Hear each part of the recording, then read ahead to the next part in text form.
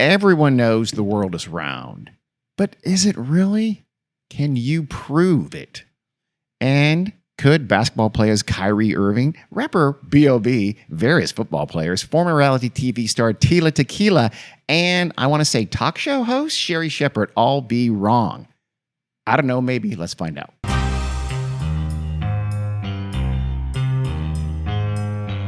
Hi, everyone. Welcome to the Weird World podcast. Fingers crossed. Yes. Did I say my name's Carrie and your name's Dean? You did not. But now you have, so that's good. Yep. Okay, so as you can tell from the tease, we're going to talk about something that's been on my list since the inception of the show. So for many years now is the flat Earth theory, something that has gained huge traction, relatively lately, and it's become, it's not mainstream quite, but it's more than a fringe, which it was for quite a while. Which is super bizarre. It's very bizarre, but it's pretty interesting, I hope. So let's start. We're going to start with kind of an intro, talking about a couple things going on recently in the flat Earth world, and a couple of people who have tried who have put, kind of put their money where their mouth is to prove that the world really is flat. And then we're going to go into kind of a history tracing the belief in a flat world, and then into the modern flat world theorizing, which maybe starts later than people think it does. And then we are going to, here in part one anyway, we're going to go get into what exactly really does it mean? What are the ramifications of the Earth being flat? It's actually pretty interesting. You fall off the edge if you go too far. No, there's lots of things like that, but that's one of them for sure. That seems like the number one ramification, if you ask me. So let's start with a guy named Bob Knodel, Knodel. I'm assuming the K is silent. He says the Earth is flat. He believes it with all his heart, I assume. Wait, is he a contemporary person? Yes, he is. Okay. He has been saying this for years. He has his own YouTube channel that has built quite a tidy little following, selling the idea that the Earth is flat with conspiracy theories and I guess his own attempts at science, ? Bob Knodel wanted to prove once and for all that the globe was not actually a globe, I guess, but more of a, kind of a mountainous rectangle. Most people, by the way, we'll get into this a little later, say it's more of a disc shape. He thinks the world is flat. It's kind of rectangular in shape. And I say mountainous because, think of, in his view, think of just a flat rectangle and some topo on it. Yeah, kind of. He can't really say there aren't mountains. No, so. You're right. You're absolutely right. And he decided, as I mentioned a minute ago, to put his money where the mouth was, $20,000 worth of his own money. Now, he makes good money from his YouTube channel, I believe, but still, big chunk of change. And he used it to buy a cutting-edge gyroscope. Which is? A gyroscope is something that measures the horizon and tilt and things like that. Like airplanes have gyroscopes to help them with the yaw. This was a very sophisticated piece of machinery because it cost $20,000. Okay. That's kind of ballsy in my mind.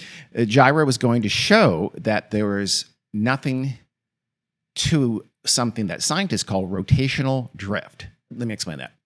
The Earth spins on an axis if the Earth was round, and which is kind of it's an imaginary line between the two poles, the North and South Pole. Right. And so the Earth is kind of like a top. And like a top that you spin around, like a dreidel, this spin is not perfect. There is some wobble to the spin of the Earth. And that's for reasons like mountains and drag and things like that. Right. There are 3 or 4 reasons of why that's true. Again, according to science. The Earth, for instance, is not a perfect sphere. It bulges a bit in the middle. It's kind of lumpy, so it doesn't spin in a perfect circle. This wobble causes this thing called rotational drift. Okay? Scientists measure this drift, and they understand some of the reasons, but Bob Knodel was having none of that. He said, listen, rotational drift can only be a thing if the Earth really is this ball that spins like you say it is. And if it's not, and if it's flat, my gyroscope will detect no rotational drift whatsoever. That wouldn't be a thing in a flat Earth world, okay? So Bob bought this gyroscope, decided to go measure the drift, and if something this is really, really sensitive piece of equipment. If it doesn't measure drift is bullshit. That's further proof that the Earth is flat. Mm-hmm. We'll get back to Bob Knodel actually at the end of part 2. So be patient. Okay. We're now going to talk about a little guy. Hold on. We're now going to talk about a second guy, a flat Earth believer, who also very much not just put his money, but his mind. His body where his mouth was. His name is Mad Mike Hughes, and he's spent most of his life as a daredevil going up in homemade rocket ships. Actually, he's more of a limo driver and part-time daredevil, but still, that's a pretty daredevil-y thing to do, is to go up and walk rocket ships. He really does it. He's been doing it for years. Wait, he goes into orbit? No. Just shoots himself into the air and parachutes open up and the rocket comes down. He builds literally homemade rocket ships and he shoots himself up in the air. How high does he go? We'll talk about that in a second. Okay. So he's been doing this for a while, as I mentioned, which I think is pretty ballsy. Should I say the word ballsy this much? I don't think I should. I'm going to cut back on the word ballsy. It's a pretty misogynistic thing to say. I don't know if it's misogynistic, but it's very gendered. It is very gendered. And it was quite courageous. How's that? Yeah. By inference, I guess it is misogynistic. A little bit. Somewhere along the way, Mike also became an avid flat Earth enthusiast. Maybe that was because in 2016 he started a fundraiser to do one of his rocket launches. He wanted to help money, to build his rocket ship. That fundraiser in 1916 garnered all of $310. 1916? 2016. Okay. Did I say 1916? Sorry. I was going to say, he was really ahead of his time. Yeah. A, he was ahead of his time. B, that's not a bad chunk of change back in 1916. In 2016, though, $310 was he needed many thousands of dollars to do so. Well, yeah. He was very disappointed. What are you going to do? What Mike did is he refashioned himself as a flat earther, and he reached out to the Flat Earth World, which is already legion on YouTube and other social media by this time. So he started another fundraiser in early 2017, and it brought in nearly $8,000 because he said it was going to test if the world was flat or not. Okay. So later that year in 2017, he put both of these passions, his newfound passion in flat Earth and his passion of flying in rockets up in the air, into action. And he went out to the California desert in Southern California, and he took his homemade built rocket. This is 2018 now, I believe. And he got ready to go up in the air. He was going to go up 1,800 feet. That's about 550 meters. And the idea was that he would take a picture, and if you couldn't see the curvature of the Earth at 1,800 feet, it's kind of like, okay, then maybe the Earth really is flat, because shouldn't you see a curvature at 1,800 feet? If you at home know what the answer is to that, just keep it to yourself for right now. We'll get back to at what height do you see the curvature of the Earth later on. I have no idea. We'll see. He's not a scientist. Let's just say that. So he's in Southern California. He's got his plan. Again, he's going to, go up in the air, take a picture, parachute back down, and one way or the other, he kind of advertised himself as, I want to see. I believe the Earth is flat, but I want to see with my own eyes, kind of a thing. That was his pitch. Is his rocket like a one-time use deal? What happens to it? It parachutes down. The whole rocket parachutes down. Okay. Yeah. It's not very big. Okay. And so he's going to go. It's made literally from scrap metal. Yeah. Yeah. So he figured 1,800 feet, I'll be able to see if it's round or not. Let's just say he was an idea guy, a dreamer, not really, I don't know, whatever kind of science you need, an astronomist. I don't know. He wasn't any of those things that you need to figure. Even geometry, I think, could help there. And that was not his thing. What do you think happened? Big government stepped in, squash a little guy just trying to find out the truth. Big government doesn't like the truth, Gary. You know that. So they said, no, Mike. You're not going to uncover our big lie about the round Earth we've been shoving down people's throat for so long. I feel like it's not really a government thing. They shut him down. Determined that the Earth is. I think it was they're all in on it. Obviously, they'd have to be. It's not just NASA. NASA's the main point of. The main sort of target for the flat earthers. They hate NASA. Really? Oh, God. Are you kidding me? I mean, they've been... We'll get into it. Trust me. Oh, I'm sure they do. But the whole idea predates even the United States. Sure it does. But this is bizarre. Well, the Bureau of Land Management stepped in and said, you cannot launch that rocket, Mad Mike. Why? Because you don't have a permit. Yeah. And you could kill someone. Bureau they said of Land no. Management? That's weird. It was federal land. Oh, He was out, okay. I think, like the Mojave Desert or Joshua Tree or something like that. Okay. And he was on Yeah. federal land. They said, no, you need a permit to do Yeah. something like launch a rocket. You didn't get it. You didn't go through the proper channels. We're not going to allow you to do this. Yeah, I And he figured was- there'd be some sort of red Yeah. tape that he would have to go through, but There was. And he didn't. Again, dreamer, yeah. idea guy. He leaves the details to other people. Or in this case, to no one. yeah, because he doesn't have other people, No, I he don't didn't. think. Not really, no. He really doesn't. He lives alone with his 4 cats, by the way. Oh, Yeah. It's nice. what's wrong with having cats? Nothing at Gene? all, Carrie. Nothing at all. But the cats can't contact the BLM to Oh, get a that's permit true. Okay. to fire a rocket off. Or at least in this case, at least they didn't. I guess they didn't think it was their job. Wouldn't like the FAA be involved in this too? Also, that too. He was And- in his defense. He was kind of out in the middle of nowhere. There's very few people around, so that's Well, good. that doesn't mean airplanes No, might not be you're right. flying that route. Yeah, but remember, he's only go up 1,800 feet. I mean, I guess maybe some crop dusters or what something are like his that. calculations? There's no crops. Who knows? Maybe he miscalculates his That's true. jet fuel situation. That's true. The jet fuel situation is Oh. one of the key variables. That's good. Carrie, as you know, is a rocket scientist, so thank you for that contribution. Well, he has fuel. Yeah. What is he using? A big rubber band and a slingshot? Maybe. You know what? Maybe. No. So, by the way, he knew the risk. He said, quote, this thing, meaning the rocket, wants to kill you 10 different ways. This thing will kill you in a heartbeat. I love Mike. He said this in 2018 when he was... This thing being his rocket? His rocket, yeah. Okay. Well, again, he's mad Mike Hughes. He's yeah, a I think daredevil, maybe he's Carrie. just tired of living, No, and no, he's no. coming up with a creative He's, way. he's an adrenaline junkie. Okay. So Mike was not deterred by the danger of maybe the parachutes or something like that not working, or he wasn't deterred by big government either. He kept at it. And the next year, I'm sorry, that was 2017. So the next year in 2018, he did get permission from a private landowner in the same area. It was the Mojave Desert area of Southern California. And he launched that rocket 1,875 feet into the air. So he was slightly up. You're right. Probably a jet fuel thing. Yeah. He went 75 feet higher than he expected, up into the clear blue sky of the Mojave Desert. By the way, the launch pad that he used was kind of like a scrapped together wrecked mobile home that he launched off of. And Okay. he's like, take that, nanny government.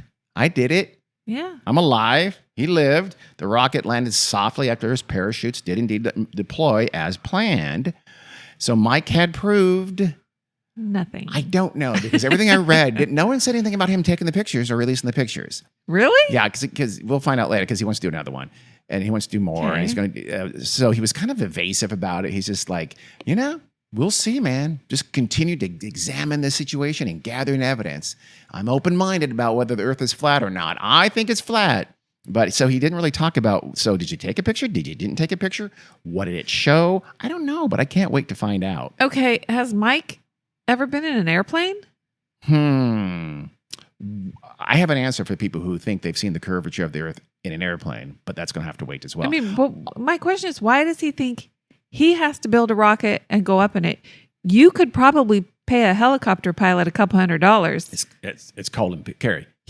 to take you up, and you can hover for. If you're a rocket daredevil, would you see that? Would you do that? No, Carrie. You wouldn't take the easy route of a helicopter, air quotes. Well, and you're right. I guess the rocket came first, right? Before he just wanted to build a rocket. Before helicopters? No, before Yes. his idea to No. Rocket check flying the daredevils. curvature of the earth. Yeah, they don't do helicopters.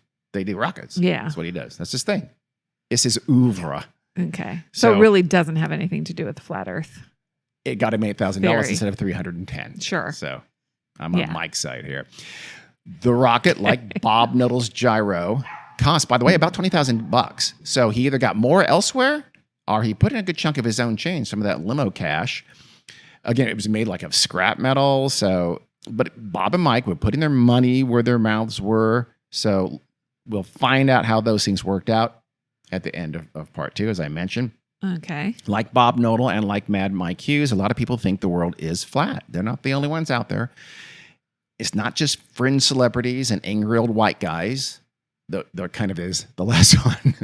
A YouGov survey in 2018 queried over 8,000 millennials. They wanted to find out, did young people believe Yeah. in the flat earth. Again, young people on social media, the theory has been pushed on social media relentlessly. So they asked 8,000 US millennials, by the way, the question, do you believe that the world is round or flat? 2/3 answered unequivocally by choosing the option, quote, I have always believed the world is round. Okay, good. 2/3 is Wow. good. It would have been worse if it was the other way. 9% chose the option, quote, I always thought the world is round, but more recently I'm skeptical or have doubts, end Oh quote. my gosh. That was 9%. 5% picked the answer, I always thought the world is flat, but more recently I'm skeptical or have doubts. And 4% chose flat out, I always believe the world is flat. 16% said, I don't know. I'm not quite sure yet. That's a full 1/3 if you're Yeah. adding those up that either believed it or had doubts that the Yeah. world is round. So, No. yeah. I'm One- counting those 16 who said they're not sure. That means you're 1/3 it's 100 minus 66. So it's 1/3. believe it or have doubts that Or the have earth doubts. is round? Yes, they have doubts that the world is round. Remember the options that other than the first one I said was 66% yes. Yeah. After that, there either you fully believe the world is flat or you're not sure Okay. in some fashion or form. I mean, how did we get here? Haven't most people always thought the world was flat? And then in relatively modern times, we thought the world was round. Is that how it works? Is that how history proves it? Didn't Columbus have to prove the naysayers wrong when he wanted to sail the ocean blue in 1492? So let's answer those questions. Let's first go back in time to see, are those assumptions, those things we believe about history actually true or not? Then we're going to figure out just what flat earthers believe now and why they believe it. And if we get around to it in this episode, we might even figure out if the flat earth folks were right all along, although I think that's going to be in part 2. I want to start with sort of this history of this idea of the flat earth, right? I mean, isn't that kind of the impression that you have? It's the impression that I have, most people have, is that remember Columbus was like, oh no, you're going to sail off the earth, and all those, especially like the church and the superstitious kings and queens are like, no, that's risky. I don't know if we're going to back you to sail to what you think is going to be India and Asia. Right. Because that was predicated on the idea that the world was round. You can't sail. You can't do that Right. if the world was flat. You'd hit the edge on the opposite side of Asia, sailing west from Europe. And throughout history, haven't most societies believed the earth was flat? And when did this whole round earth kind of thing start to gain traction? Wasn't that in more the scientific, relatively recent era? Well, And wasn't it like Galileo and Copernicus and those guys? let's talk about that. Okay. We'll get to that in a second. So the truism is that back in the old days, everybody thought the world was flat. Right. And that, again, Christopher Columbus had his problem. His crew was like, oh, we're going to mutiny. You're going to sail us off the side of the earth. Well, sometimes this is true. In some ways, this is true. So like the ancient Egyptians and the ancient Mesopotamians, they did kind of depict the world as sort of a disc with the land around it. And again, the land was only the Eastern Hemisphere to them. Yeah. And with the ocean around the sides, around the edges of a circle. Think about it like that. Okay. Which is not that far off from the flat earthers' conception of it today. Uh-huh. I mean, that's depicted in some of their old art. And even the really, really ancient Greeks, that is the sort of the pre-science Greeks, believe the same.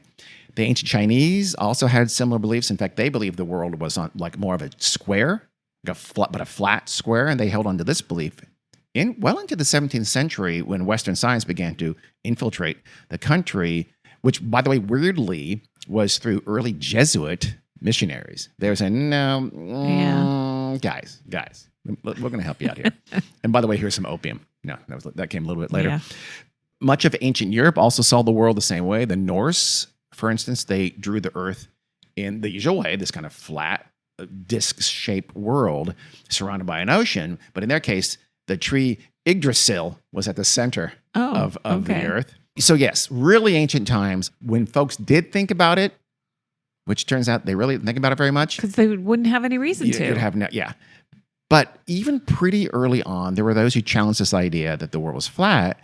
When you started to think about it, they saw signs that it wasn't. For instance, even in China, some of the ancient depictions of the world don't show this flat square. They show kind of an egg-shaped world with like the white is the heavens and the earth is the yoke and the round earth is the yoke. It's not Oh, okay. not all historians agree with that interpretation, but some Yeah.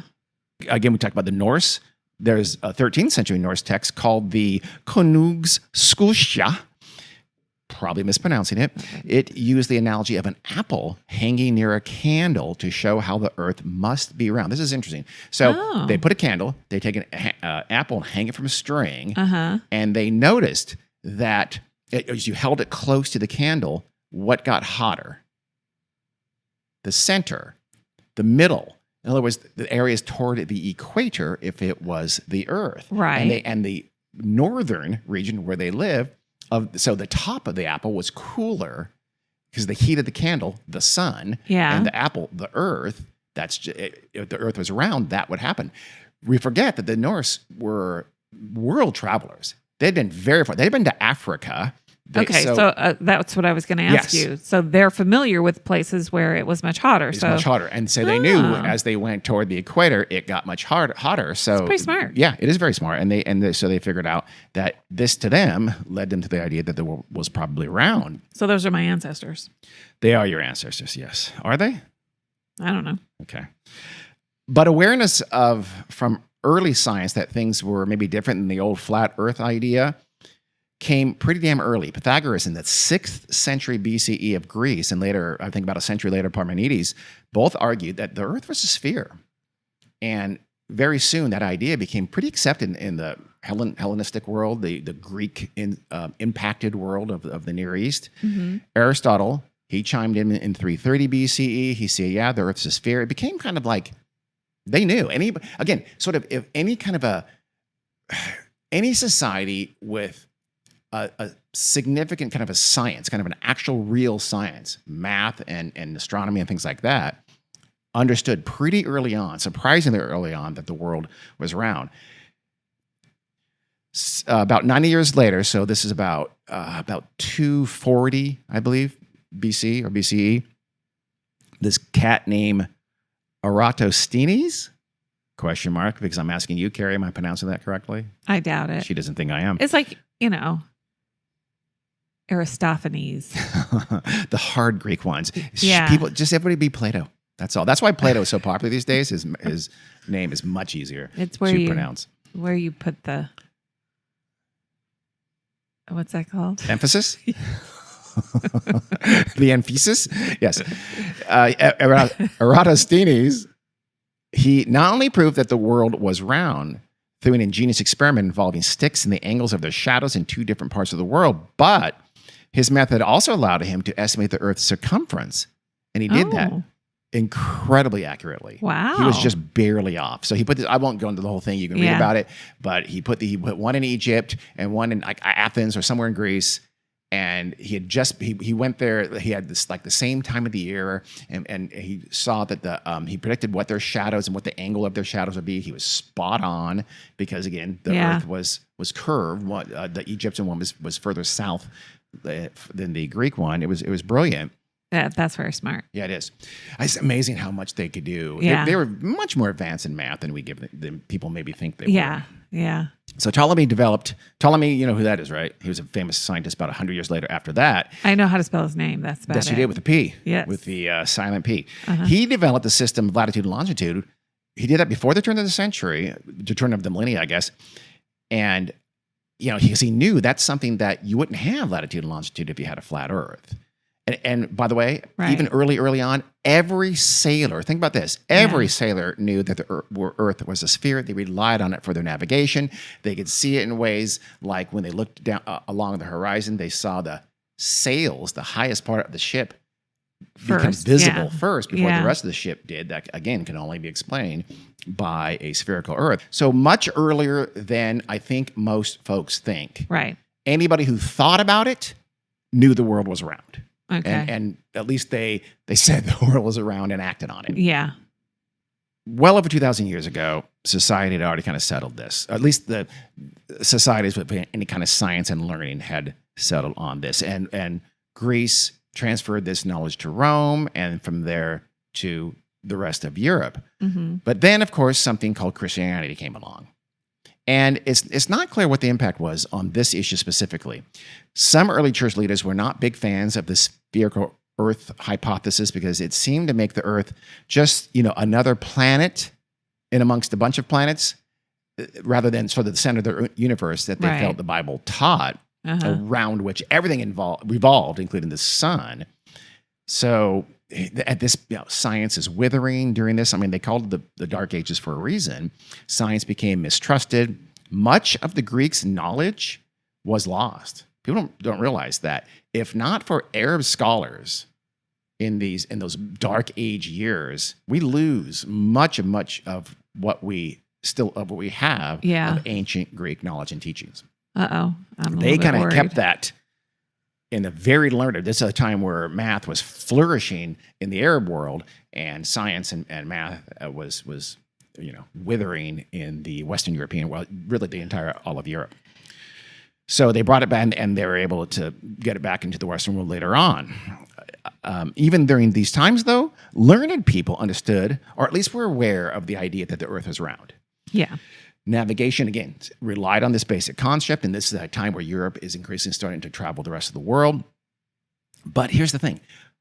Most people just didn't think about it. Right. No one really thought about it. It wasn't a controversial thing. It just really wasn't thought about at all by anyone, including really the church. So the Middle Ages kind of bleed into the Renaissance, and Europe is going further and further afield over the oceans.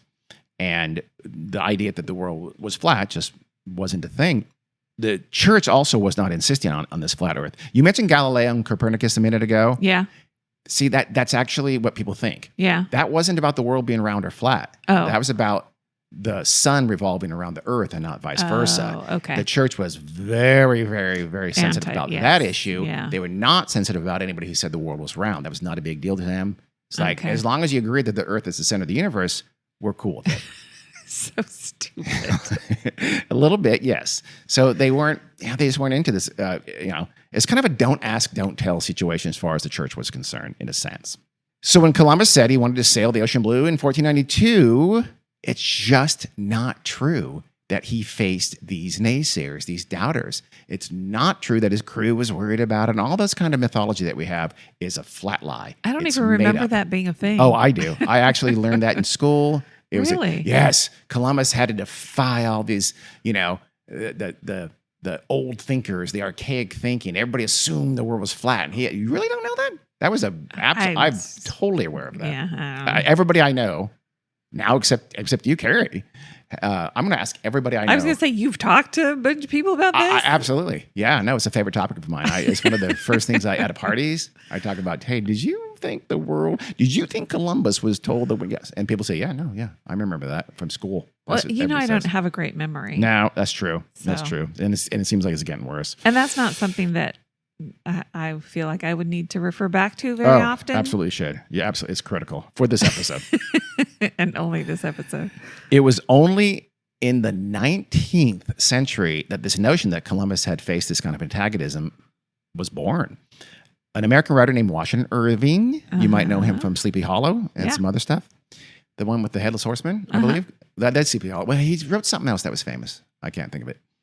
So he actually was one of the instigators of this myth. He trotted it out in the early part of the 19th century and others did after him, to illustrate this kind of the centuries of antagonism between religion and science. He, by the way, was on the side of science here. So it's like a way of saying, of illustrating, look how dumb those church leaders were back then, and all those old thinkers. I mean, they almost didn't let Columbus discover America. So they started this myth, and it became just an axiom that everybody went to school, except for Carrie, and only because she doesn't remember it, learning this nonsense about Columbus. 100% fabrication. Did not happen, was not true.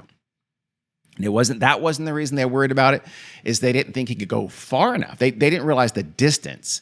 And of course, it turns out he was wrong. He was wrong about the Right. circumference of the earth. India and Asia were way further than he realized. Luckily, he ran into a hemisphere on the way to Asia.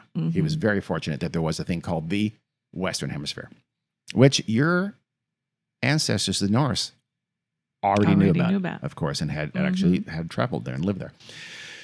It's weird, though, to me, because they could have used the persecution of Galileo, for instance, as this, hoary old thinking versus new thinking kind of a thing, the kind of a lesson that they wanted to teach. But they chose not to. Yeah. I don't know why. They made it the Columbus thing instead. Maybe because, I don't know, because it had to do with America. Specifically, Columbus discovered America, where Right. these people were and living. That was important to them. Ironically, though, it worked better for their lesson since any fool knew the world was round. So it made it even more. Is the earth or the sun the center of the universe? You could see how that belief started, Yeah. that the earth was the center of the universe. Yes. But any dummy knew the earth was round. So Irving and those others used the Columbus thing, even though it was fictional, to really kind of vilify the people they were writing about. You with me so far? Yeah. Okay. So the simple fact is that virtually no one argued for a flat earth for centuries and centuries and centuries, up and until the middle of the 19th century. And then really it didn't get cooking until, honestly, the latter part of the 20th century. And it really hasn't become very, very popular except for the last few years. Yeah. So it doesn't have a long-term pedigree of people thinking the world is flat. It's pretty new.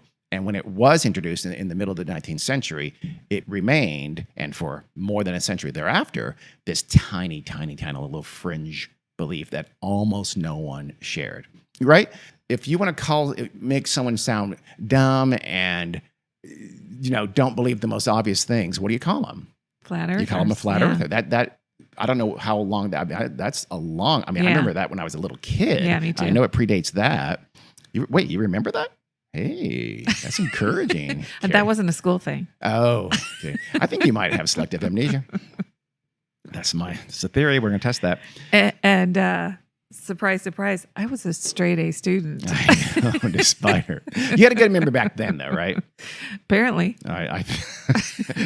But you don't remember. So how do we No, know? I do remember having a good memory. Well, as you've a been matter told of you had a fact. good memory. But No, you really- I remember but having you can't a good remember memory. having a good memory because you don't have a good memory now. So Well, that's weird. I remember some. I haven't forgotten everything. I don't really have amnesia. I feel like you've journaled and you've read your journals that said, God, my memory's good. When you're like Didn't 11. journal.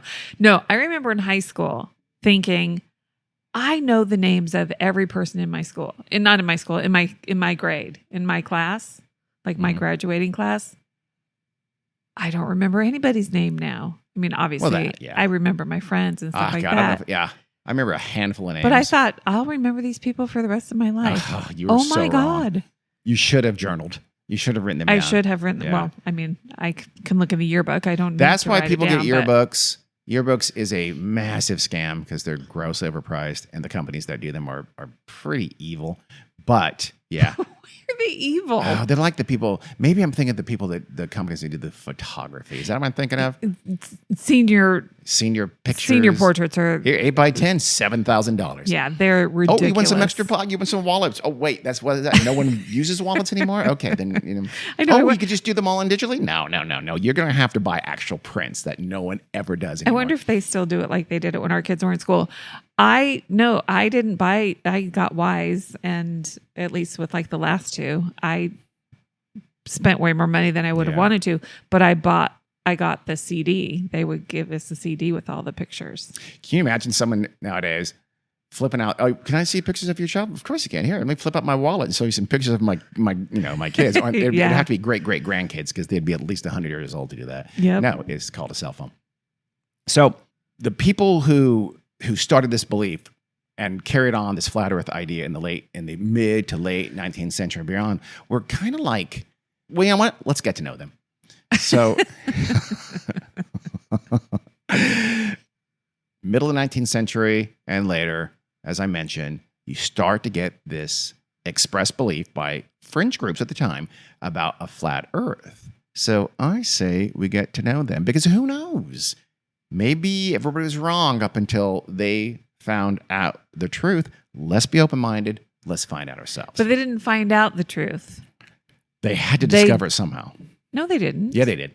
You know how they knew the truth of a flat Earth? Because it felt right. Exactly. That's not discovering the truth. Oh, That's imagining. well, then what- maybe that's- you've That's never. imagining something.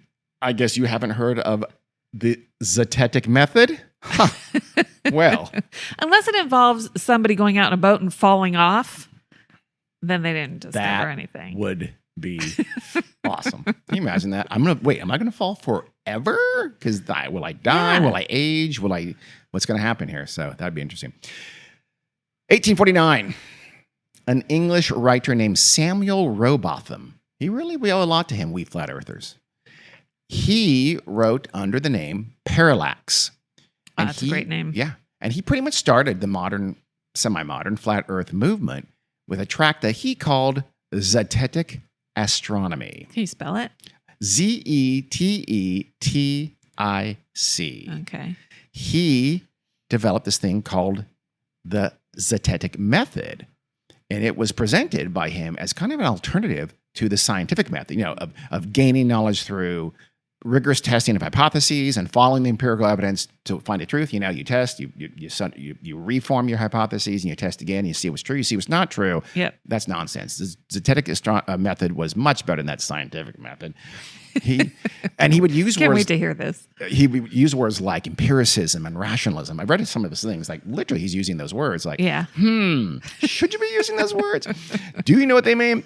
But he, in fact, doesn't really, he seems to be using them strategically because he knew that's what science people Right. are going to use, those Yeah. kinds of words.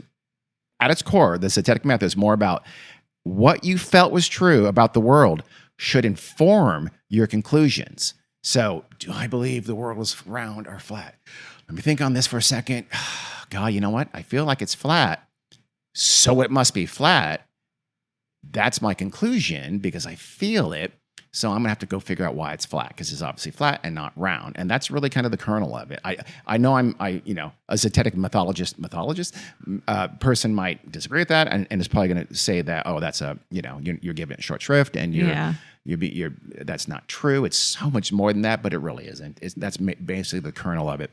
One modern flat earth enthusiast said, quote, "In Zetetic astronomy, the perception that Earth is flat leads to the deduction that it must actually be flat," end quote.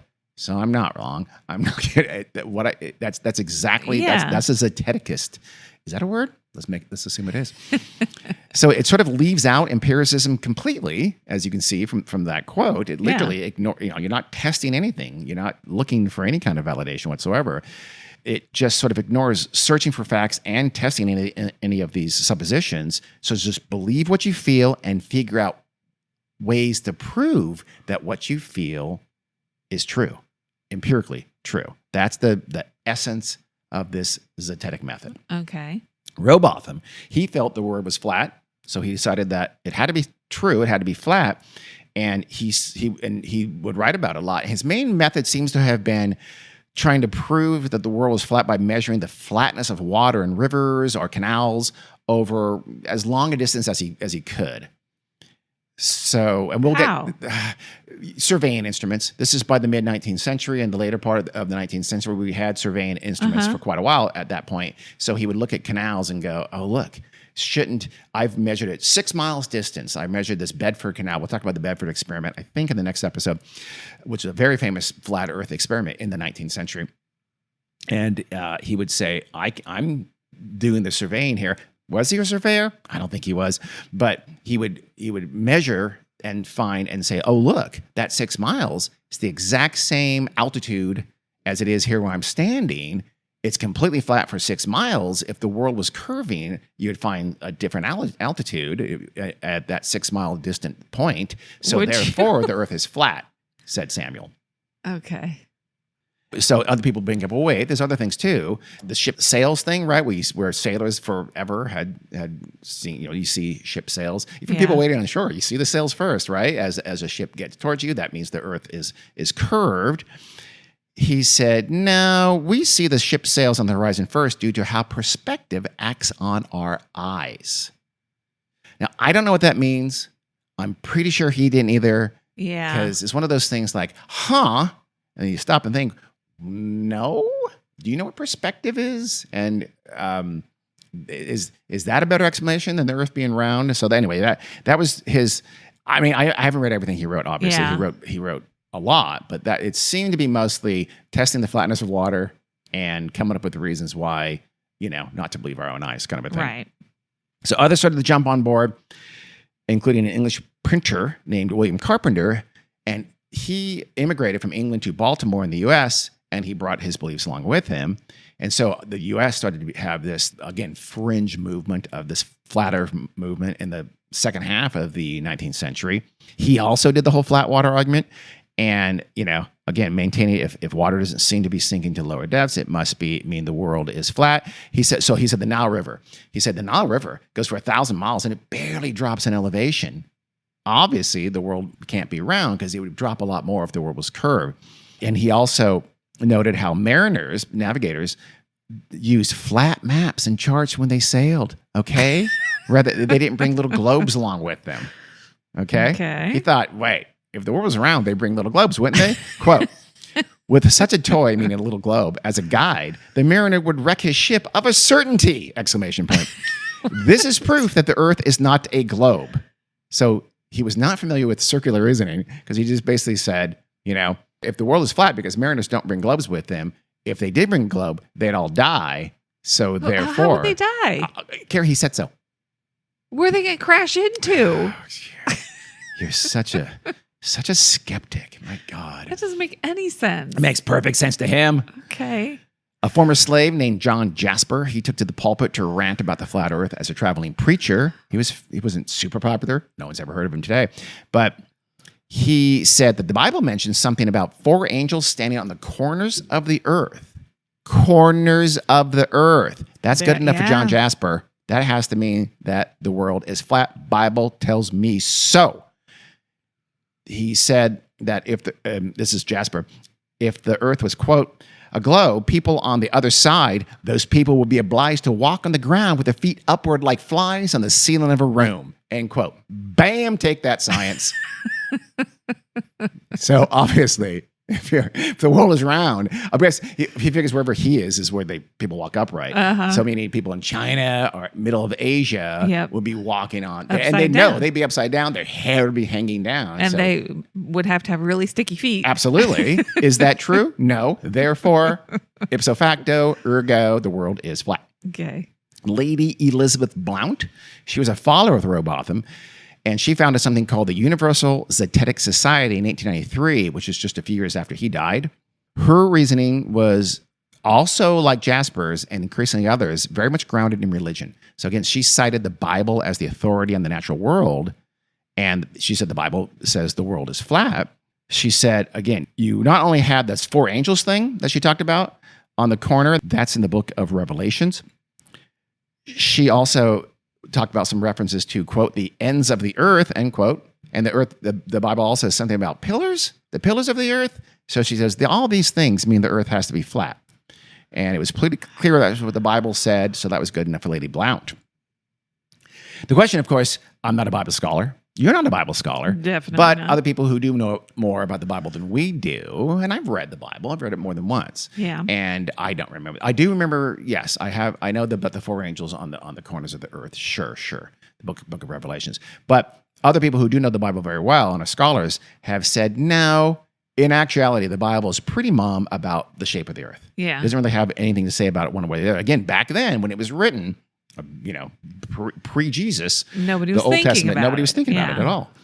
It doesn't really say one way or the other. The 4 corners, the ends of the earth, the pillars of the earth, those are just literary idioms and devices. That's all they are. We still say the ends of the earth now. It doesn't mean we think there's literally an end that people are going to fall over. So it's kind of silly. It's funny, too, because we'll find out later that, perhaps surprisingly to a lot of the flat earthers out there, a lot of the motivation for believing in a flat earth is biblical, literal fundamentalism kind of thing. It's a huge, huge part of the motivation for these folks. A lot of flat earthers don't like to talk about that, but it's a fact. And you see its origins were very much, a lot of it's grounded in biblical literalness. At some point, are you going to talk about how they explain time zones and I will. what the sun actually does? And I all will. That kind of stuff? Okay. Yes, for sure.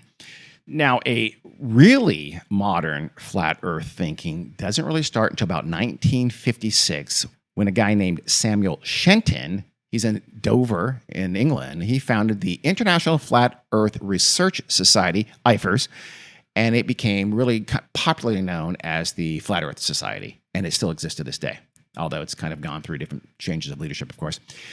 His timing, by the way, so it's 56, right? So his timing was fantastic because just shortly before the Soviet Union sent Sputnik into outer space, which, as you know, circled a very round Earth Yeah. with science predicated that would not have worked if the Earth wasn't round. Yep. So that was the first satellite. It orbited the Earth. Shenton, showing his impressive grasp of science, his response to this was, quote, "Would sailing around the Isle of Wight prove that it were spherical? Ha, it is just the same with those satellites," end quote.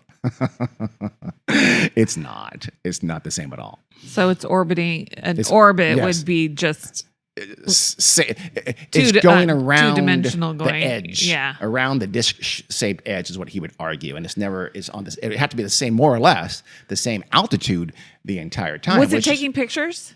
Did they have the Did they capability have back taking then? pictures? I don't know if they were taking pictures with satellites that far back. I don't think so. Yeah.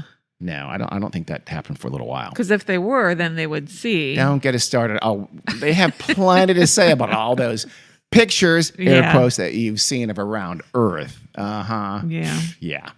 Photoshop. Anyway, showing off his cred, Shenton also expressed the belief that Atlantis had sunk beneath the North Pole and its highly advanced aircraft occasionally ascended through a hole in the ice cap, and that apparently explained UFOs. So, Oh. again, he was a scientist, Uh-huh. and he didn't have a lot of crazy beliefs. It's just the two that I'm aware of. Eventually, Shenton ran out of steam, and kind of the center of gravity for the whole movement shifted to California in the US when a guy named Charles K. Johnson took control of the Flat Earth Society, and he pushed his membership up to about 3,000 people. At least he said it was about 3,000 people. Maybe he had a mailing list. I don't know. But still, pretty fringy, even for the pre-internet Very world. Not a fringy, ton, yes. but not bad. And it was gaining a little bit more awareness. People knew it existed. Yeah. What Johnson did that was a bit ahead of his time was shift the movement to a even more conspiracy-minded mindset than it already was. It already was, but he made it much more part of the kind of the constellation of conspiracy theories and conspiracy-mindedness. We're going to get to that in the next episode about the different conspiracies that flat earthers kind of have to believe in for there to be a flat earth. But his headquarters burned down in, I think, the late 1990s. He died in 2001. So there's kind of this vacuum of leadership. A guy named Daniel Shenton, who was no relation to the first Shenton. He wasn't. Really? You think that, oh, for sure, he's the son of the grandson. No, Right. No relation whatsoever. That's weird. He took over the society. Again, it's in the U.S. still. It was Daniel Shenton and others who have, to this day, brought the movement into the modern internet age with their arguments starting to go out over social media. He's in the early 2000s. Yeah. And he's bringing it into the early internet world, the relatively early internet world. So who are the modern flat earthers now?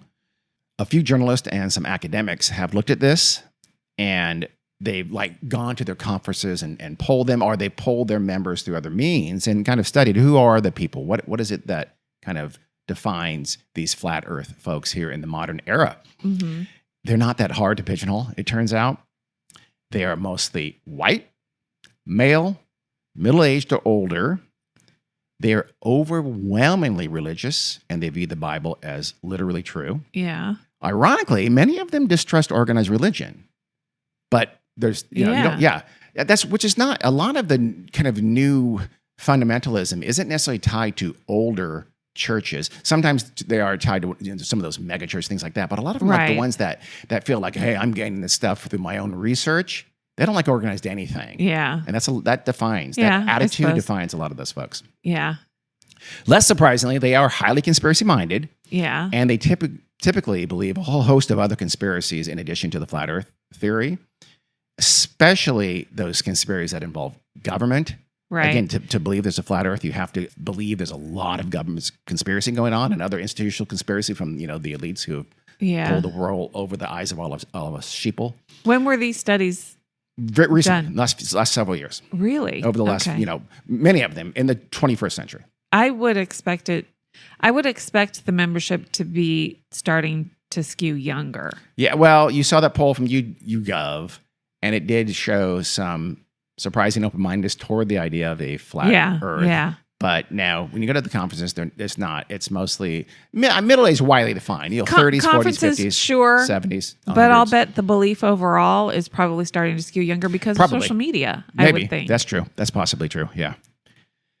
Even less surprising, though, is the vast majority of them are first exposed to the flat earth argument on Social media. YouTube specifically. Oh, okay. It's Yeah. YouTube, the font of constant evil. Yeah. One academic polled 40 attendees at a prominent flat earth conference.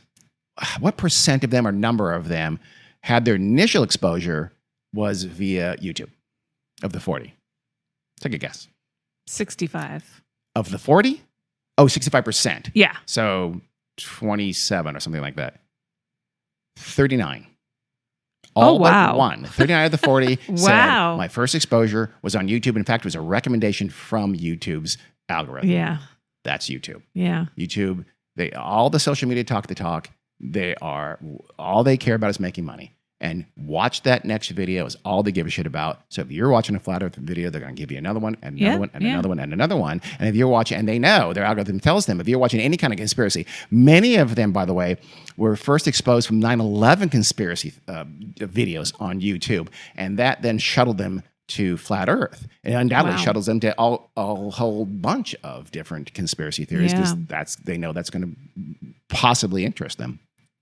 They get started down one rabbit hole and they go down flat earth rabbit hole eventually. It was just, autoplay after autoplay after autoplay about the only conspiracy that these folks did not believe in and that the flat earthers don't believe in, according to polling, is that there was Russian involvement in the 2016 election in favor of Trump. They don't believe that. That's not a conspiracy theory. It's not really a conspiracy. It's an actual fact. Yeah. But they don't believe that. That tells you everything you need to know about the politics of these folks. This has become a very much political kind of a thing. Yeah. And they're just constantly renourished through the unstoppable font of this malicious misinformation and the monetization of the people who want to believe in these conspiracies. That's all YouTube is. Yeah. Is that we found a way to make money off of these people. We don't care what harm it does. YouTube is one of the most vile. Google is one of the most vile, despicable, evil entities on the planet Earth. Fact. Oprah and Google. The worst people in the world. Let's throw Facebook in there too. And while we're at it, anything Elon Musk owns. So it's those folks that I just described, and of course the occasional celebrity with money and time, or with too much money and time and a lack of critical thinking skills that people the flat earth movement. And with that, we are going to end part 1. When we go to part 2, we're going to talk about kind of I call it Flat Earth 101. Let's describe what exactly they believe and what it means. What is the shape of this world that they do? And then we're going to go, after that, we'll go into the conspiracy theories that I talked about. I'm not sure when we're going to get to it in terms of the number of episodes. I'm not completely sure how many episodes we're going to have. But we're then going to talk about, okay, what are the proofs about the flat Earth, or really, about the round Earth? And then we'll talk about the motivations. Why is it that they believe and want to believe that the Earth is flat? There's some reasons for that, and we'll get into that, and we'll wrap it up by coming full circle back to Bob and Mad Mike and find out what happened on their little adventures. This is going to be quite a journey. It is. I think it's fascinating, though. I know you do. I hope you do too, listeners, and thank you for listening to part 1 of the Flat Earth. Please listen to parts 2 and 3 coming up. We'll talk to you. We'll see you. Carrie's looking, wait, part 3? You asshole. Thanks for listening. Okay, see ya. Bye.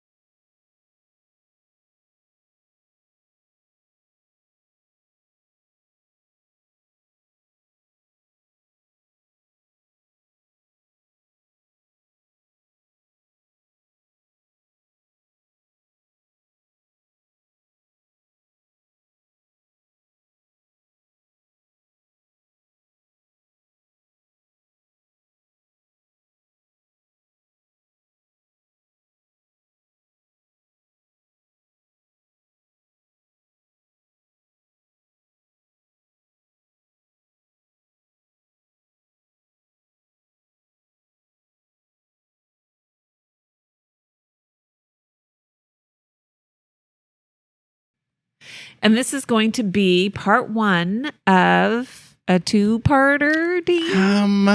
It's very, very likely this is going to be a 3-parter. So hold on your hats, everyone. Hats? Okay.